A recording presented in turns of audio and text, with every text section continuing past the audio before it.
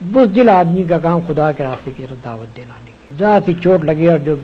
بلبلے کی طرح بیٹھ جائے وہ آدمی خدا کے راستے کی طرف دعوت نہیں دے سکتا۔ خدا کے راستے کی طرف دعوت جو شخص دے سکتا ہے وہ ہے جو سخت سے سخت دشمنی کے ماحول میں، مخالفت کے ماحول میں، خطرات کے ماحول میں اسلام کا عالم لے کر اٹھ جائے اور کوئی پرواہ نہ کرے کہ نتائج کیا ہو۔ رسول اللہ صلی اللہ علیہ وسلم کی اپنی ذات اس شجاعت کا مکمل نمونہ۔ مکہ معظمہ میں کھلم کھلا آپ نے دعوت اسلام پیش کی، ان لوگوں کے درمیان پیش کی جو آپ کے خون کے پیاسے ہو گئے، جنہوں نے کوئی کسر اٹھا رکھی آپ کو ظلم کا نشانہ بنانے میں اور آپ کے ساتھیوں کو ظلم کا نشانہ بنانے، لیکن ایک لمحے کے لیے بھی آپ نے اپنی دعوت کو چھوڑنا قبول نہیں کیا،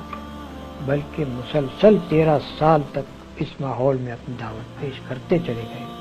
اور ہر قسم کی سختیاں مصیبتیں برداشت کرتے چلے گئے۔ مدینہ طیبہ پہنچنے کے بعد جو حالات پیش آئے